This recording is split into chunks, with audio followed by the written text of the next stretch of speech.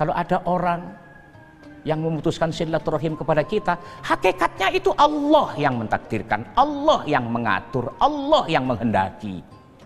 Untuk apa? Untuk ujian bagi kita dan ujian bagi orang tersebut. Bagi kita diuji dengan, supaya dengan kita diputuskan silaturahim itu, mampukah kita untuk bersabar, untuk tetap menjaga silaturahim. Bukan ego kita yang bicara, bukan nafsu kita yang bicara, tapi iman kita yang bicara. Jika ada orang bilang, ya sudahlah, kita putus sekarang sama silaturahim kita, Lebaran gak usah datang ke rumah saya, tapi kita tetap mau datang, tetap menyambungkan, karena kita yakini bahwa sesungguhnya orang mengatakan seperti itu, hakikatnya adalah Allah yang menghendaki dia berbuat seperti itu. Untuk apa? Menguji kita. Supaya apa?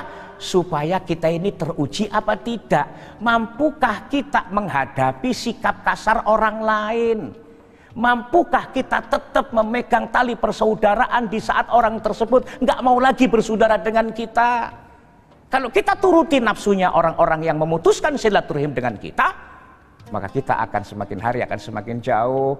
Kalau kita sudah mengikuti permusuhan dengan saudara, lama-lama kita akan ditemani oleh setan. Kalau setan sudah masuk ke dalam pergaulan kita dengan saudara kita, maka semakin hari akan semakin direnggangkan, semakin dikompor-komporin, semakin parah permusuhan itu. Akhirnya timbullah permusuhan abadi yang tidak selesai sampai ujung-ujungnya dia meninggal dunia masih dalam kondisi membenci saudaranya. Yang kedua ya seperti orang yang tawakal. Artinya ketika kita sudah berusaha, ketika kemudian kita diputuskan silaturahim, kita ketemu orang pelit tapi masih sering minta bantuan, kita ketemu orang yang berbuat zalim kepada kita, maka ketika itu kita harus tawakal. Tawakal apa?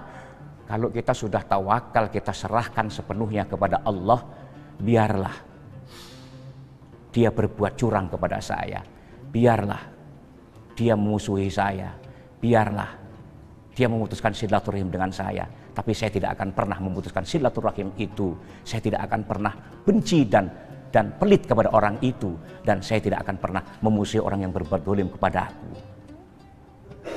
Akhirnya lama-lama al-insan abdul ihsan. Manusia itu hambanya kebaikan. Pertama mungkin sekali dua kali dia putuskan silaturahim dengan kita, kita datangi, dia tutup pintunya. Tapi ketika besok kita datang lagi, kita temui orang tersebut, mungkin tetap nggak membukakan pintu. Besok kita datang lagi, lama-lama dia akan bukakan pintu meskipun dengan sikap yang tidak nyaman, yang tidak indah dipandang. Tapi paling tidak dia mau menemui kita. Dan kalau orang sudah ketemu dengan kita, meskipun dalam kondisi tidak suka, lama-lama dia akan bisa menerima kita, meskipun tadinya dia bersumpah tidak akan bisa menerima kita. Itu tadi, dengan iman kita yakini bahwa Allah yang mentakdirkan semua ini terjadi, dan kita tawakal, kita serahkan kepada Allah Subhanahu wa taala. Yang kedua, bagi orang yang berbuat zalim, sesungguhnya ketika orang berbuat zalim kepada kita, itu hakikatnya juga Allah yang menentukan. Untuk apa? Untuk menguji kita. Saat kita dizalimi oleh orang tersebut, mampukah kita memaafkan? Allah aja Maha Pengampun. Memang tidak gampang. Kadang-kadang keikhlasan itu harus kita paksakan dulu. Jangankan keikhlasan, Pak. Kewajiban sholat saja kita masih ingat dulu. Harus dipaksa dulu sholat 5 waktu. Awalnya dipaksa, tapi lama-lama ikhlas. Percayalah, ketika kita dizalimi oleh orang lain, memang berat kita untuk memaafkan ketika kezaliman itu sudah parah.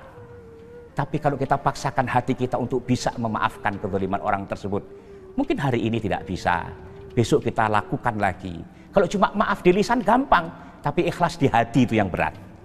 Tapi ikhlas itu akan terjadi dan tercapai ketika kita paksakan untuk ikhlas. Lama-lama ikhlas itu bisa kita dapatkan. Termasuk orang-orang yang selama ini berbuat zalim yang tidak ada ujung pangkalnya. Jadi intinya ceramah kita pada hari ini bahwa setiap umat Nabi Muhammad itu pasti masuk surga kecuali yang tidak mau. Dan surga itu kelasnya ada 3 ditinjau dari sisi akhlaknya. Yang pertama, Nabi menjamin surga di level yang paling bawah. bagi umatnya Kanjeng Nabi yang mampu meninggalkan perdebatan yang tidak ada manfaatnya meskipun dia pada posisi benar.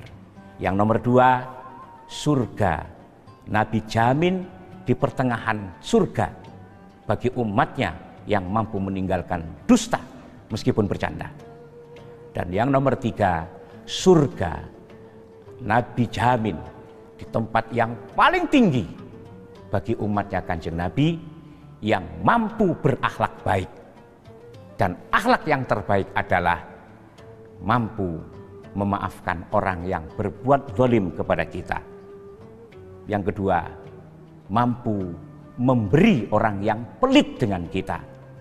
Yang ketiga, mampu menghubungkan silaturahim kepada orang yang telah bersumpah memutuskan silaturahim dengan kita.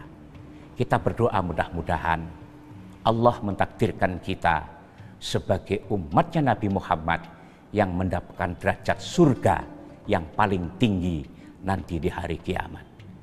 Alhamdulillahirabbil alamin. Hamdan yuwafi ni'amahu wa yukafi'u mazidah.